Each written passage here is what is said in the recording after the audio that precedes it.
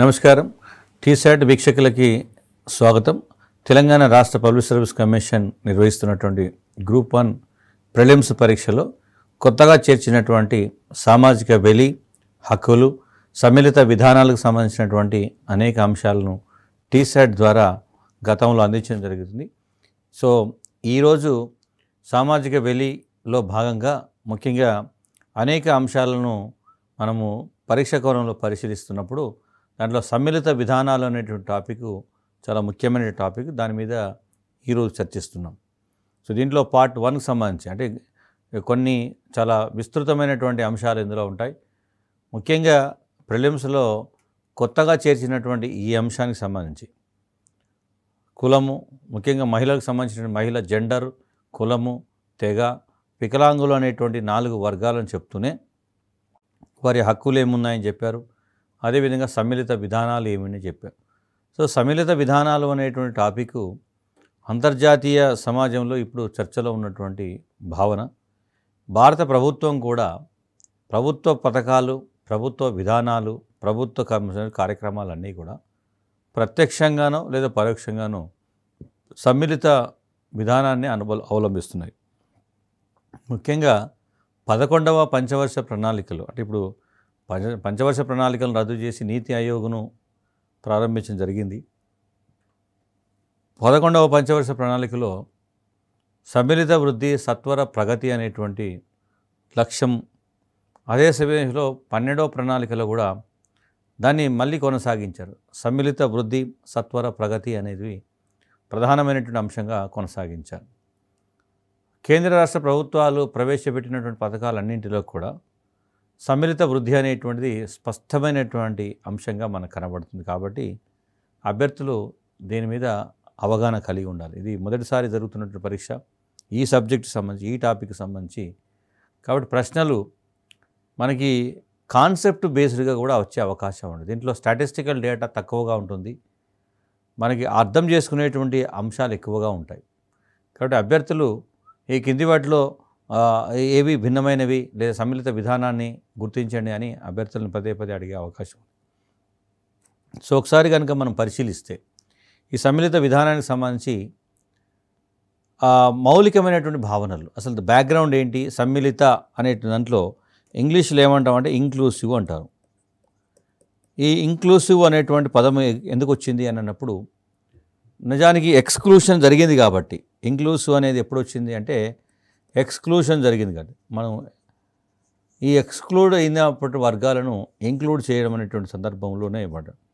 So దాంట్లో ఎవరు exclude అయ్యారు అని చెప్పేటప్పుడు మనకు మహిళలు, జెండర్, మహిళలు ఎక్స్క్లూడ్ అయ్యారు సమాజంలో అవకాశాల పరంగా. అదేవిధంగా క్యాస్ట్, ఆ క్యాస్ట్లో షెడ్యూల్డ్ క్యాస్ట్ గురించి, ట్రైబు, అదేవిధంగా డిజేబుల్డ్, సో వికలాంగులకు సంబంధించిన 4 అంశాలను ఇందులో చేర్చారు.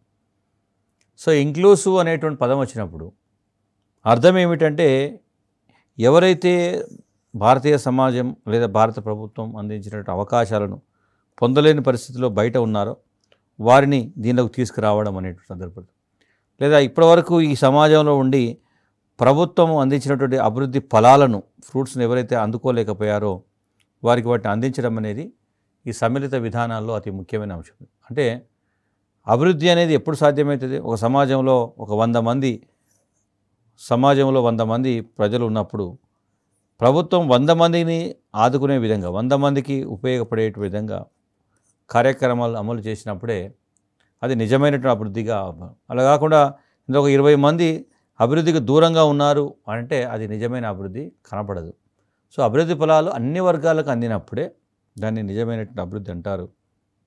సో ప్రభుత్వం కూడా ఈ అంశానికి అధిక ప్రాధాన్యత ఇస్తుంది. ఇక దేశ సామాజిక, ఆర్థిక, రాజకీయ పరమైనటువంటి ప్రక్రియల్లో ఈ అణగారిన వర్గాలకు ఏవైతుందో వారికి అవకాశం కల్పించడమే ప్రధాన అంశం. ఇక్కడ మనకి ప్రధానంగా సామాజిక, ఆర్థిక, రాజకీయ, మతపరమైనటువంటి ప్రక్రియలు ఏవైతున్నాయో సో వీటిలో కొన్ని వర్గాలకు సామాజిక అంతస్తు పరంగా వారికి ఉండేటువంటి స్టేటస్ పరంగా అందిస్తున్నది. బట్ మిగతా వర్గాలకు అందటం, కింది వర్గాలు ఎవరైతున్నారో శూద్రులు లేదా అంటరాని కులాలు, అస్పృశ్య కులాలు ఎవరైతున్నారో వీళ్ళు సామాజిక వ్యవస్థలో సరైనటువంటి భాగస్వామ్యాన్ని, అంతస్తును గౌరవాన్ని పొందలేకపోయారు, ఆర్థిక సంపదలో భాగస్వాములు కాలేకపోయారు, రాజకీయ భాగస్వామ్యం లేకపోయింది, మతపరంగా కూడా వెలివేయబడ్డారు. సో ప్రభుత్వము ఈ వర్గాలను దృష్టిలో పెట్టుకొని, ముఖ్యంగా అణగారిన వర్గాలకు మనం ఎప్పుడైతే భాగస్వామ్యం కల్పిస్తామో అది నిజమైనటువంటి అభివృద్ధిగా పరిగణించబడుతుంది. నిజానికి సమ్మిళిత వృద్ధి అనేది కూడా దీనికే. ఇప్పుడు అందరికీ విద్య, అందరికీ ఆరోగ్యము అనే పదాల్లో అది వాస్తవానికి కొందరికే ఉంటుంది. సమాజంలో ఎవరికైతే అందుబాటులో లేదో వాళ్ళకి ఇవ్వడమే అందరికీ అనే పదం వస్తుంది. అందరికీ విద్య, సర్వశిక్ష అభియాన్ అనేటువంటి కార్యక్రమం ఉంటుంది, విద్యను అందుకునే. సో అదేవిధంగా అందరికీ ఆరోగ్యం, నేషనల్ హెల్త్ మిషన్ లాంటి కార్యక్రమాలు, అంటే అణగారిన వర్గాలకి ప్రభుత్వ కార్యక్రమాలన్నింటిలో అవకాశం కల్పించడం అనేది సమ్మిళిత విధానంలో ప్రధానమైనటువంటి అంశంగా గుర్తుపెట్టుకోవాలి. సో దీంట్లో వర్డ్ మనకి ఒక పదం సామాజిక న్యాయంతో కూడిన వృద్ధి అనేటువంటి ఒక పదం చాలాసార్లు వస్తుంది. సొసైటీని అర్థం చేసుకునేటప్పుడు గ్రోత్ విత్ సోషల్ జస్టిస్ అనేటువంటి వర్డ్ ఉంటుంది. అంటే మనం సపోజ్ సంపద 100 రూపాయలు సాధించడం అనేది గ్రోత్. బట్ ఈ 100 రూపాయలు సాధించేటువంటి సందర్భంలో సామాజిక న్యాయం జరిగిందా లేదా అనేటువంటిది గుర్తుపెట్టు. సో దీంట్లో కొన్ని వర్గాలను పరిగణలోకి తీసుకున్నామా, ఈ సాధించినటువంటి ఆ 100 రూపాయలను అందరికీ సమానంగా పంచామా అనేటువంటిది సమస్య. సో సామాజిక న్యాయంతో కూడినటువంటి వృద్ధి, so growth are development with social justice, సమాజంలో అణగారిన వర్గాలకి న్యాయం చేయడమే సామాజిక న్యాయం అంటాం. సామాజికంగా అన్యాయానికి గురైనటువంటి వర్గాలను ఆదుకోవడమే సామాజిక న్యాయం అంటాం. సో కాబట్టి ప్రభుత్వం యొక్క కార్యక్రమాలన్నింటిలో కూడా ఇది మౌలికమైన అంశంగా ఉంటుంది. ఆ మాటకు వస్తే దీన్ని మరొక విధంగా చెప్పేటప్పుడు సామాజిక, ఆర్థిక, రాజకీయ సాధికారత ఏదైతుందో ఎంపవర్మెంట్ అంటాం, దానినే సమ్మిళిత విధానాల యొక్క లక్ష్యం. ఇప్పుడు క్వశ్చన్స్ అడిగేటప్పుడు ఈ కింది వాటిలో సమ్మిళిత విధానాల యొక్క ప్రధాన లక్ష్యం ఏమిటి అంటాడు. సో అణగారిన వర్గాలకి, బలహీన వర్గాలకి సామాజికంగా, ఆర్థికంగా, రాజకీయంగా సాధికారతను, అంటే వాళ్ళు సొంతంగా దాని మీద, అంటే ఇతరులపై ఆధారపడకుండా గౌరవంగా జీవించేటువంటి అవకాశాన్ని కల్పించడం, ఎంపవర్మెంట్, రైట్స్ కలిగి ఉంటాయి వాళ్ళకి, అందరితో సమానమైనటువంటి హక్కు కలిగి ఉంటారు, గౌరవంగా జీవిస్తారనే సందర్భం తెలియదు. సో నిజానికి ఇప్పుడు తెలంగాణ రాష్ట్ర ప్రభుత్వం ప్రవేశపెట్టిన పథకాలు చూసినా, కేంద్ర ప్రభుత్వం ప్రవేశపెట్టిన పథకాలు పరిశీలించినా, అన్నింటిలో కూడా ఈ 3 అంశాలకు సంబంధించినటువంటిది కొన్ని పర్మనెంట్గా ఉండేవి. ఫర్ ఎగ్జాంపుల్ రాజకీయపరమైన సాధికారత అని చెప్పేటప్పుడు ఉమెన్కి సంబంధించినప్పుడు 33%, 33.5%, సో 1/3 సీట్స్ ఏదైతుందో అది మహిళలకు కేటాయించినారు. రాజకీయ సాధికారత 73rd, 74th అమెండ్మెంట్స్ ఏవైతున్నాయో వాటి ద్వారా అందిస్తున్న సందర్భం. సో అంటే పొలిటికల్ ప్రక్రియలో ఎంపవర్మెంట్ ఎట్లయితే చేస్తారో సిమిలర్గా ఎకనామికల్ ప్రాసెస్లో కానీ, సోషల్ ప్రాసెస్లో కానీ వాళ్ళకి సాధికారత కల్పించడం అనేది చాలా ముఖ్యమైన అంశంగా ఉంటుంది. సో మనకి చాలా సందర్భాల్లో ఎట్లా దీన్ని అర్థం చేసుకుంటామంటే, ఈ కొన్ని నివేదికలు ఏవైతున్నాయో అవి నివేదికలు ఎట్లా మనం రూపొందిస్తారు, దాని నివేదిక ఎలా నిర్మిస్తారంటే, ఏ దేశాలలో అయితే సమ్మిళిత విధానాలు అమలు జరుగుతున్నాయో ఆయా దేశాలలో సాంఘిక, ఆర్థిక అభివృద్ధి నివేదికలకు సంబంధించి చూసినా, లేదా మానవ అభివృద్ధికి నివేదికలకు సంబంధించి చూసినా, హంగర్ ఇండెక్స్ అంటాం, ఆకలి సూచీలు, హ్యాపీనెస్ ఇండెక్స్, సంతోష సూచీలు, సామాజిక భద్రతా social policies, social security policies and ఇన్ఈక్వాలిటీస్ను నిర్మూలించేటువంటి సందర్భాల్లో ఎలా ఉంది సాంఘిక అభివృద్ధి నివేదికలో ఒక దేశం చాలా వెనుకబడి ఉంది అంటే సమ్మిళిత విధానాలు ఆ ప్రభావం తక్కువగా ఉందని అర్థం. ముందు వరుసలో ఉంది అంటే సమ్మిళిత విధానాల యొక్క ప్రభావం ఎక్కువగా ఉంది. అట్లా మానవ అభివృద్ధిలో హ్యూమన్ డెవలప్మెంట్ ఇండెక్స్, తర్వాత హ్యూమన్ హ్యాపీనెస్ ఇండెక్స్, ఇట్లాంటి ఇండెక్స్లలో మీరు చూస్తున్నప్పుడు, అదేవిధంగా hunger index, human hunger index ఏదైతే, ఇట్లా ఈ ఆకలి సూచీలు, ప్రపంచ వరల్డ్ హంగర్ ఇండెక్స్ చూసేటప్పుడు చూస్తే, సో ఎక్కడైతే ఏ దేశాలైతే సమ్మిళిత విధానాల ప్రభావం ఎక్కువగా ఉన్నదో సో వాటిలో ఆ దేశాలు ముందు వరుసలో ఉన్నాయి, ఎక్కడైతే లేదో అవి తక్కువగా ఉన్నటువంటి సందర్భం ఉంది. కాబట్టి మనకు ప్రతి సంవత్సరము అంతర్జాతీయంగా వస్తున్నటువంటి ఈ నివేదికలో కొన్ని స్కాండినేవియన్ దేశాలు ఏవైతున్నాయో, స్కాండినేవియన్ దేశాలు అంటాం, ఈ Norway, Sweden, Denmark, Finland, Australia, Canada లాంటి కొన్ని కంట్రీస్ కనుక చూస్తే అవి హ్యూమన్ డెవలప్మెంట్ ఇండెక్స్లో కానీ హ్యూమన్ హ్యాపీనెస్ ఇండెక్స్లో కానీ ముందు వరుసలోనే ఉంటాయి. దానికి కారణం ఏంటంటే ఆ దేశాల్లో సమ్మిళిత విధానాలు సమర్థవంతంగా అమలు జరుగుతున్నాయని సో అవి ఫస్ట్ గుర్తుపెట్టుకోవాల్సినటువంటి సందర్భం. మనకు మీరు చాలా సందర్భాలు భారతదేశం హ్యూమన్ డెవలప్మెంట్ ఇండెక్స్లో ఈ దేశం 2022లో ఎక్కడ ఉంది, ఎన్నో స్థానంలో ఉంది అని అన్నప్పుడు 1 నుండి అది దాదాపు 180, 190 దేశాలకు సంబంధించిన నివేదికను తయారు చేసినప్పుడు మనం 130, 135 ఆ మధ్యలో ఉన్నాము అంటే సో చాలా వెనుకబడి ఉన్నటువంటి ముందు వరుసలో ఉన్నటువంటి దేశాల నార్వే, స్వీడన్, డెన్మార్క్ ఇట్లాంటి సమ్మిళిత విధానాలు ఎక్కువగా అమలు జరిగినటువంటి సందర్భం స్పష్టంగా తెలుస్తుంది. సో దీన్ని నేపథ్యాన్ని ఇది గుర్తుపెట్టుకోవాలి. ఇక భారతదేశానికి సంబంధించి సమ్మిళిత వృద్ధి ఎలా ఉంది, దానికి సంబంధించినటువంటి ప్రక్రియ ఏమిటి అని కనుక చూస్తే సో ఆఫ్టర్ ఇండిపెండెన్స్ భారతదేశానికి స్వాతంత్ర అనంతరము ఇక తప్పనిసరిగా అంటే ఆర్థికపరమైనటువంటి అంశాల నేపథ్యంలోనే ప్రభుత్వం విధానాలు రూపొందించబడ్డాయి. ఆర్థిక వృద్ధితో కూడినటువంటి సమత్వం అనేటువంటి అప్రోచ్ ఏదైతుందో సో అది ప్రధానమైనటువంటి విధానంగా కొనసాగుతూ వచ్చింది. దీనికి సంబంధించి అర్థం చేసుకునేటప్పుడు మనకి కొన్ని పారామీటర్స్ ఎట్లా దీన్ని డిసైడ్ చేసుకుంటారు, ఎట్లా అర్థం చేసుకుంటారు అన్నప్పుడు మనకి భారతదేశంలో లేదా ప్రపంచవ్యాప్తంగా ఒక ఫార్ములా ఉంటుంది. సమ్మిళిత విధానాలు అమలు జరుగుతున్నాయా లేదనేటువంటి విషయం, లేదా సామాజిక వెలి ఏ స్థాయిలో ఉందనేటువంటి విషయాన్ని అర్థం చేసుకునేటప్పుడు వివిధ రకాల కార్యకలాపాలు, సపోజ్ ఒక ఆర్థిక కార్యకలాపం ఉంది. ఈ ఆర్థిక కార్యకలాపంలో ప్రజలు భాగస్వాములుగా ఉన్నారా, అందులో పార్టిసిపేట్ చేస్తున్నారా, లేదా బయట ఉన్నారా, లోపల ఉన్నారా బయట ఉన్నారా అనేటువంటిది ఒక పాయింట్. ఇది ఎవరు నిర్ణయిస్తారు అంటే ఒకటి రాజ్యం, ప్రభుత్వం నిర్ణయిస్తుంది. దాంతోపాటు మార్కెట్ వ్యవస్థ అంటాం.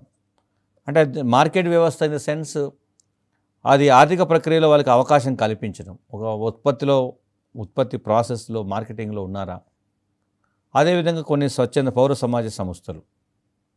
సో ఈ చర్యలు వాటి చర్యలే నిర్ణయిస్తాయి.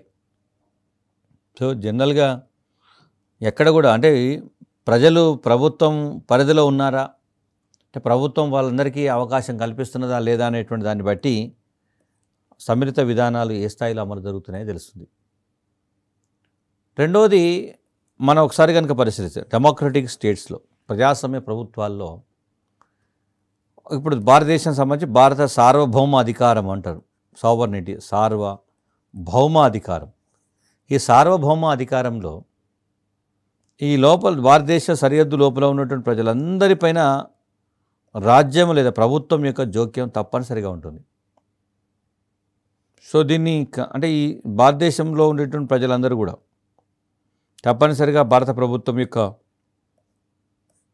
విధానాలను తప్పనిసరిగా ఆచరించాల్సి, అంటే అది అమలు జరుగుతున్నది కాబట్టి. సో ఒక దేశానికి సంబంధించినటువంటి విషయాన్ని అర్థం చేసుకునేటప్పుడు సార్వభౌమత్వం, అందుకే ప్రభుత్వ విధానాలను మనం పాజిటివ్గానే చూడాలని చెప్తారు. ఎందుకంటే ప్రభుత్వం యొక్క నిబంధన ప్రజాస్వామ్య ప్రభుత్వాల్లో ప్రజలే ప్రభుత్వం అంటే ప్రజలు కాబట్టి ఆ విధానం ప్రజలు రూపొందించిన విధానంగా పరిగణిస్తాం. సో జనరల్గా మనం ఒక కార్యక్రమాన్ని ప్రభుత్వం రూపొందించినప్పుడు ఆ ఉత్పత్తి కావచ్చు లేదా పంపిణీ కావచ్చు, ప్రొడక్షన్ జరుగుతుందా లేదా డిస్ట్రిబ్యూషన్ జరుగుతుందా అనే విషయాన్ని చూస్తే ఈ రెండింటికి సంబంధించి ఉత్పత్తి లేదా పంపిణీకి సంబంధించిన విధానాలు, దానికి సంబంధించినటువంటి చర్యలు ఏవైతే దాంట్లో ప్రజలు అందరూ భాగస్వాములుగా ఉన్నారా లేదా బయట ఉన్నారా అనే దాన్ని బట్టి సమ్మిళిత స్థాయి ఏందని నిర్ణయిస్తారు. సమ్మిళిత స్థాయి అనేది సో ఇంక్లూసివ్ లెవెల్స్ అనేది ఎప్పుడు డిసైడ్ చేస్తారంటే సో ఉత్పత్తి ప్రొడక్షన్ కానీ లేదా డిస్ట్రిబ్యూషన్ సంబంధించినటువంటి పాలసీస్, సో దాంట్లో ప్రజల యొక్క భాగస్వామ్యం ఉందా లేదా అనే దాన్ని బట్టి నిర్ణయిస్తారు.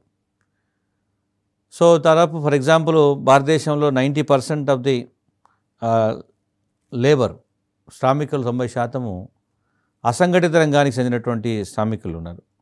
సో వీరికి సామాజిక భద్రత కల్పించడం అనేది కొంచెం కష్టమైన పని. సో అసంఘటిత రంగంలో ఎక్కువ మంది ఉన్నటువంటి సందర్భం ఉంటుంది.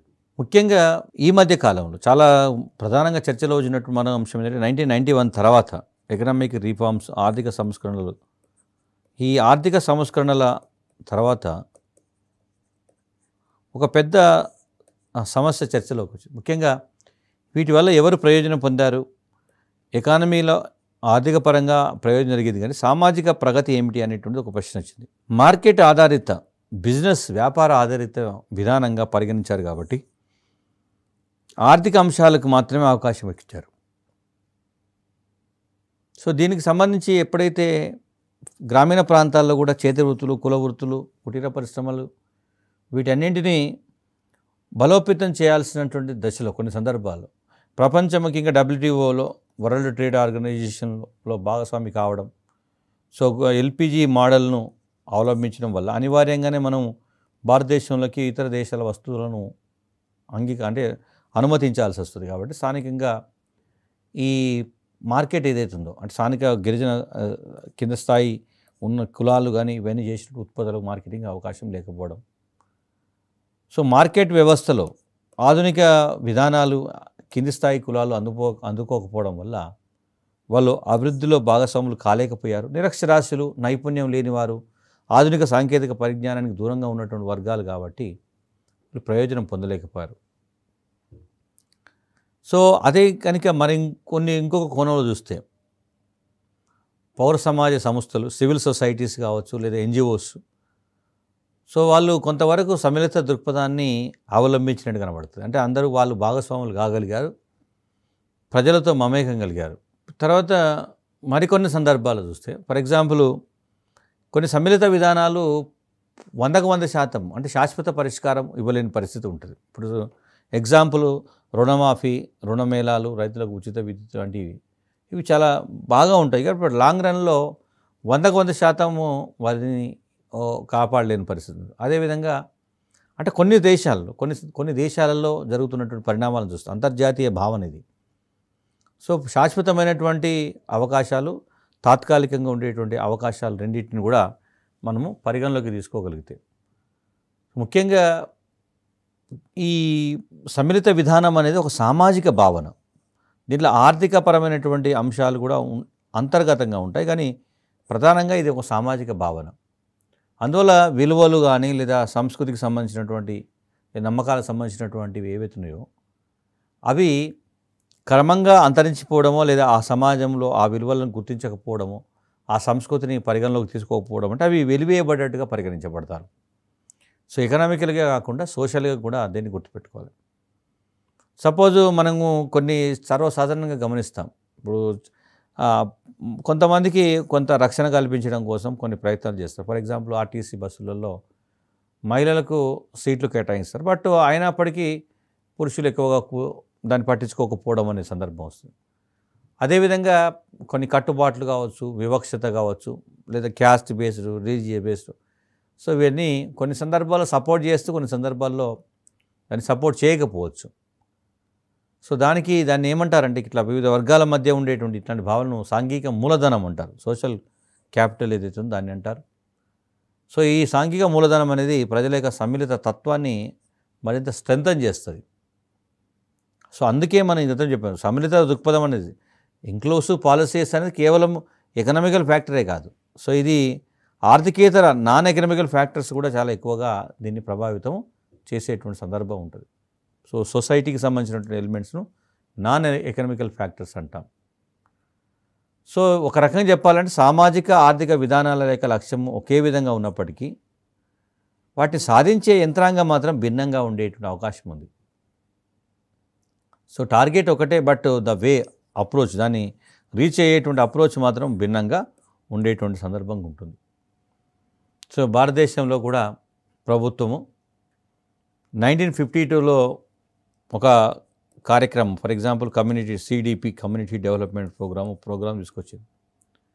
అప్పటి నుండి ఇప్పటి వరకు కొన్ని వందల కార్యక్రమాలు, హండ్రెడ్స్ ఆఫ్ ప్రోగ్రామ్స్ పెట్టారు. వాటి అన్నింటిలో కూడా సో యంత్రాంగం భిన్నంగా ఉన్నప్పటికీ లక్ష్యం మాత్రం ఒకటే ఉంటుంది, అణగారిన వర్గాల యొక్క అభ్యున్నతి, అణగారిన వర్గాలను కాపాడుకోవాలనేటువంటిది ప్రధానమైన లక్ష్యంగా ఉంటుంది.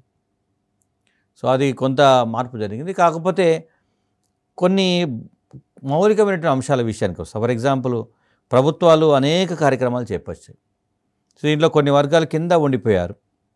సో ఇక్కడ ఉండేటువంటి వర్గాలను ఆదుకోవడం కోసం కొన్ని బేసిక్ నీడ్స్ ఉన్నాయి. ఆ నీడ్స్ని ఇంకా తీర్చుకోలేకపోయినాం. కొన్ని ప్రాంతాలు వెనుకబడిపోయినాయి, కొన్ని వర్గాలు వెనుకబడిపోయారు.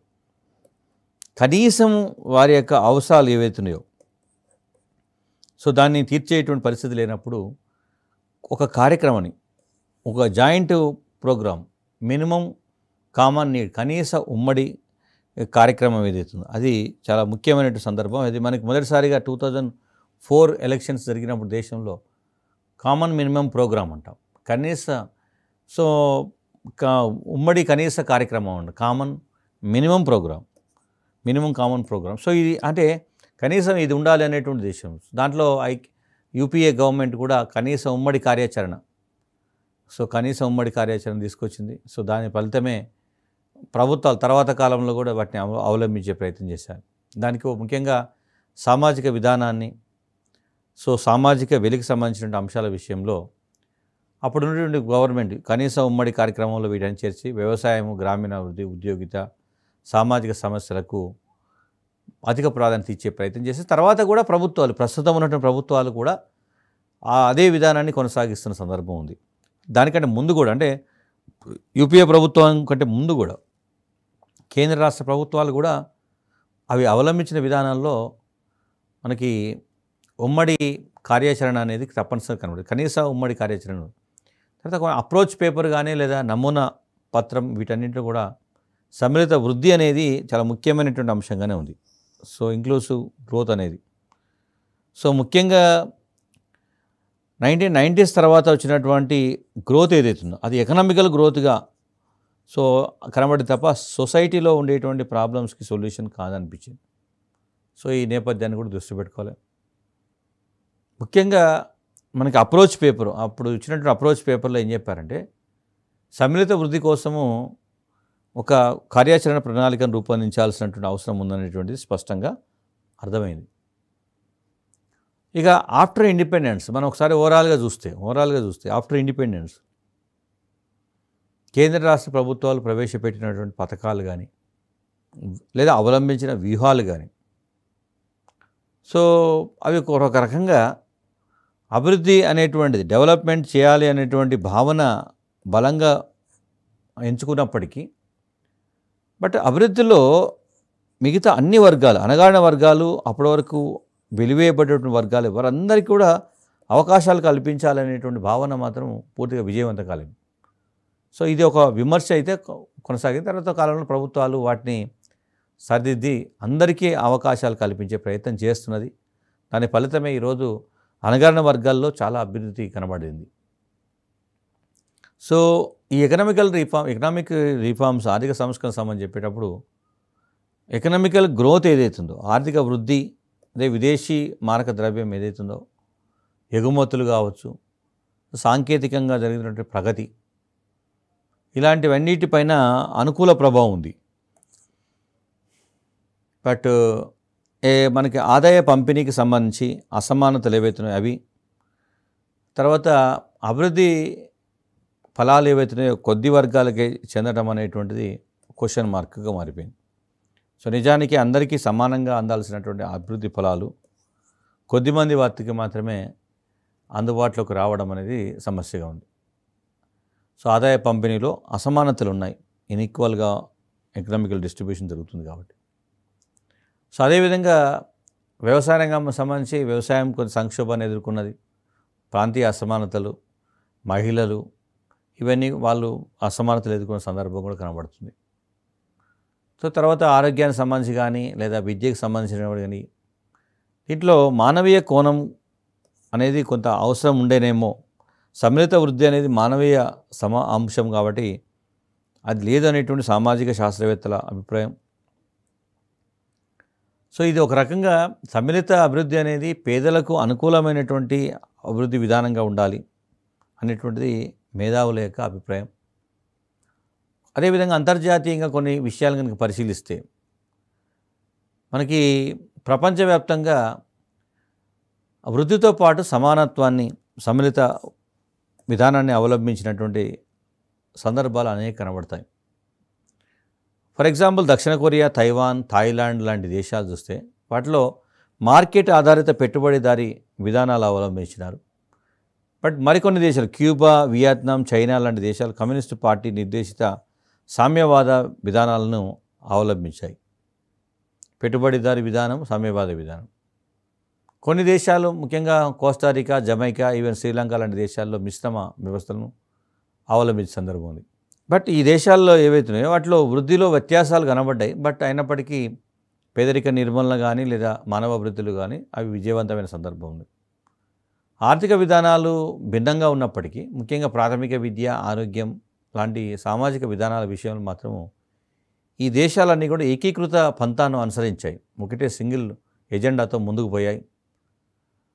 ఒక రకంగా చెప్పాలంటే సాంప్రదాయకంగా ఉన్నటువంటి పెట్టుబడిదారీ విధానం కొంత కలిగించి కొన్ని దేశాల్లో ఉత్సాహాన్ని కాలక్రమేణా పెట్టుబడిదారు మాత్రము సామ్యవాదానికి దారితీసి దాని ఉనికి ప్రస్తుతం పెట్టుబడిదారీ విధానం అనేది లేకుండా పోయింది. ముఖ్యంగా 1930s జరిగినటువంటి పెద్ద సంక్షోభం, మహా ఆర్థిక మాంద్యం, ఆ తర్వాత కాలంలో అనేక కొత్త విధానాలు, కినీషియన్ విధానం ఒక విధానం వచ్చింది. సోవియట్ రిపబ్లిక్ పంద కరెక్టా, సామ్యవాదానికి సంబంధించి పెట్టుబడిదారీ విధానానికి మధ్య ఈ రెండింటికి మధ్య మార్గంగా కినీషియన్ ఆలోచన అనేది చర్చలోకి వచ్చినటువంటి సందర్భం ఉంది. సో దీంట్లో ముఖ్యంగా రాజ్యం నిర్దేశిత ఆర్థిక వ్యవస్థలు కానీ లేదా పశ్చిమ దిశలో ఉన్నటువంటి పెట్టుబడి దేశాలను కూడా ప్రభావితం చేసిన సందర్భం ఉంది. కొన్ని ఐరోపా దేశాల్లో సో నిజానికి ఈ వ్యత్యాసాలు చాలా ఎక్కువగా ఉన్నటువంటి దేశాలలో కూడా మౌలిక వనరులు కోసం ముఖ్యంగా వ్యయం ఎక్కువగానే చేస్తున్న సందర్భం ఉంది. అదేవిధంగా ప్రపంచవ్యాప్తంగా కొన్ని ఇన్సిడెంట్స్ కూడా, ఫర్ ఎగ్జాంపుల్ 1979లో రెండవ చమురు సంక్షేపం తలెత్తినప్పుడు ఇది అభివృద్ధి చెందినటువంటి దేశాలు లేదా చెందుతున్న దేశాలు, ముఖ్యంగా భారతదేశం లాంటి అభివృద్ధి చెందుతున్న దేశాల్లో ఆర్థిక సంక్షేపం ఎక్కువగా కనబడింది. ఫలితంగా సమస్యలు ముఖ్యంగా తలసరి ఆదాయం కానీ తగ్గిపోవడం, ఆర్థిక వృద్ధి గణనీయంగా తగ్గుముఖపడటం, 80వ దశకంలో మరొక సంక్షేపం ఏర్పడినప్పటికీ సో క్రమశిక్షణ మాత్రం అంటే అది క్రమశిక్షణ లేకపోవడం కానీ ఆర్థిక నిర్వహణ లోపించడం వంటి వాటి వల్ల ఆర్థిక నిర్వహణ అనేది సర్వధికంగా జరగలేదు. కాబట్టి మానవాభివృద్ధిలో కుంటుపడింది. సామాజికంగా వెలివేయబడ్డారు. మరింత వెలివేయబడ్డ వర్గాలు ఎవరుతారో వారు మరింత వెనుకబడిపోయిన సందర్భం ఉంది. ముఖ్యంగా ఈ అంతర్జాతీయంగా కొన్ని పరిణామాలు, అంతర్జాతీయ ద్రవ్యనిధి ఇంటర్నేషనల్ మానిటరీ ఫండ్ ఏదైతే అది కొన్ని, అదేవిధంగా ప్రపంచ బ్యాంక్ IMF, అదేవిధంగా ప్రపంచ బ్యాంక్ వరల్డ్ బ్యాంక్, సో ఈ దేశాలు అవలంబించి అంటే ఈ సంస్థలు ఏం అవలంబించాలనేటువంటిది మనకి ఈ ప్రపంచవ్యాప్తంగా ఆర్థికపరమైనటువంటి విధానాల రూపకల్పనలో IMF, వరల్డ్ బ్యాంక్ పాత్ర ఎక్కువ కనబడుతుంది. సో ముఖ్యంగా వాషింగ్టన్ ఏకాభిప్రాయంగా వచ్చినటువంటి ఈ రెండు భావనలు ఏదైతుందో వీటిని మొదటిసారిగా విలియమ్సన్ను సూత్రీకరించే ప్రయత్నం చేశాడు. సో వాషింగ్టన్ ఏకాభిప్రాయం అనేది స్థిరీకరణ మరియు నియమరాహిత్యము, సరళీకరణ లేదా ప్రైవేటీకరణగా పేర్కొనే అవకాశం ఉంటుంది. ముఖ్యంగా మొట్టమొదట ఆఫ్రికా, లాటిన్ అమెరికా దేశాల్లో, ఆ తర్వాత రష్యా, తూర్పు ఐరోపా దేశాల్లో అనేక ప్రభావాలు కనబడుతాయి. సో ఈ విధానాలు అమలు గణనీయమైనటువంటి సామాజిక వ్యయం బాగా ఎక్కువ పెరిగింది. సో అదేవిధంగా నిరుద్యోగిత రేటు పెరిగింది. తర్వాత తలసరి ఆదాయాలు కూడా తగ్గిన సందర్భం ఉంది. దేశీయ బడ్జెట్ను పూడ్చడం అంటే లోటు ఏదైతే ఉందో దాన్ని పూడ్చడం కోసం విద్యా ఆరోగ్య రంగాలపై వ్యయాలు తగ్గించారు. సో ఫలితంగా అన్ని జబ్బులకు ఒకే మందు మాదిరిగా అన్ని దేశాలు కూడా వాషింగ్టన్ ఏకాభిప్రాయం అనేటువంటిది ఏకైక పరిష్కారం అని చెప్తే అది కొన్ని దేశాల్లో ఫెయిల్ అయింది. అది కూడా చర్చ. తర్వాత తూర్పు ఆసియా సంక్షోభం, ఈస్ట్ ఆసియన్ డిజాస్టర్, సో దానికి కారణము ఈ సంస్థలే కారణం అని చెప్పారు. బ్రెటన్ వుడ్స్ సంస్థలు అంటాం. తర్వాత 2007 సిగ్జేసు సంస్థ విధానానికి సంబంధించి ముఖ్యంగా వాషింగ్టన్ ఏకాభిప్రాయం ఏదైతే అది ప్రధానమైనటువంటి చర్చగా మారింది. సో ఒకవైపు వాణిజ్య సరళీకరణతో పాటు అధిక వృద్ధి రేటు సాధించాలనేటువంటి అంశంగా దీన్ని తీసుకొచ్చారు. అదే సమయంలో పేదలకు సంబంధించి ఉద్యోగాల సంబంధించిపై అది అనివార్యంగానే కొంత అందుకే మనం గతంతో పోలిస్తే ఉద్యోగాల సంఖ్య తగ్గిన సందర్భం. తర్వాత మార్కెట్ వ్యవస్థపై పూర్తి స్థాయి కంట్రోల్ లేకపోవడం వల్ల ద్రవ్య మార్కెట్ సరళీకరణ వైపు వెళ్ళింది. ఆర్థిక అస్థిరత్వానికి కారణమైనవి అధిక వడ్డీ రేట్లు పెరిగిన సందర్భం. ముఖ్యంగా వడ్డీ రేట్లు పెరగడం వల్ల రైతులు వాళ్ళకి అవసరాలు తీర్చలేని పరిస్థితి ఏర్పడింది. అదేవిధంగా ప్రభుత్వం వ్యయాన్ని తగ్గించుకోవడం కోసం కొంత విత్త క్రమశిక్షణ దాన్ని చేసుకుంటే అదే ఒక రకంగా మళ్ళీ నిరుద్యోగం పెరిగింది, సామాజిక భద్రత కూడా విఘాతం కలిగింది. ఈ నేపథ్యాన్ని కనుక మనం చూస్తే ముఖ్యంగా స్వేచ్ఛా వాణిజ్యం అనేది పేదరిక నిర్మూలన ఏ విధంగా దోహదపడింది అనేటువంటి విషయాన్ని కనుక చూస్తే ప్రపంచవ్యాప్తంగా మనకి సమ్మిళిత విధానాల యొక్క ప్రభావము వేరు స్థాయిల్లో కనబడిందని అర్థమవుతుంది. భారతదేశంలో కూడా సమ్మిళిత విధానాలకు సంబంధించినటువంటి ప్రభావము మొదట్లో ఒక దశలో కొంత ప్రభావం అంటే తక్కువగా ఉన్నప్పటికీ తర్వాత కాలంలో అది తన యొక్క ప్రభావాన్ని మరింత విస్తృతపరుస్తూనే వస్తుంది. కాబట్టి ఈ నేపథ్యంలో ఈ భావనను అర్థం చేసుకోవాలి. Thank you.